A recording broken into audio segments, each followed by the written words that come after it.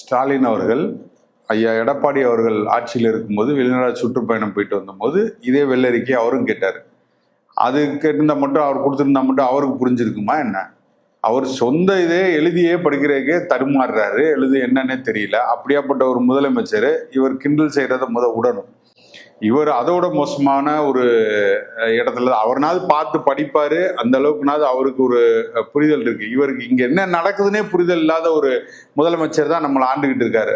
அவர் ஒரு பொம்மை மாதிரி எடுத்துட்டு போயிட்டு ஒரு காலத்துல அஜித் படம் என்ன பண்ணுவாங்கன்னா, நடந்து போயிடாரு, இங்க ஒரு நடப்பாரு, இங்க ஒரு நடப்பாரு, அவர் ட்ரெய்லர்ல ஸ்டில்லு கொடுப்பாரு. இந்த ஸ்டில்லு மட்டுமே வச்சு அவர் படம் ஓடின்னு நினைச்சாரு அஜித். அந்த அஜித் போலதான் இப்ப இவரை காட்டிக்கிட்டு இருக்காங்க. படம் ஃபிளாப்பா இருக்கும், ஆனா அவர் நடக்கிறது, ஸ்டைலா போறது, கண்ணாடி வச்சிருக்கு. இப்ப போயிட்டு வந்ததெல்லாம் ஃபிளாப்பு.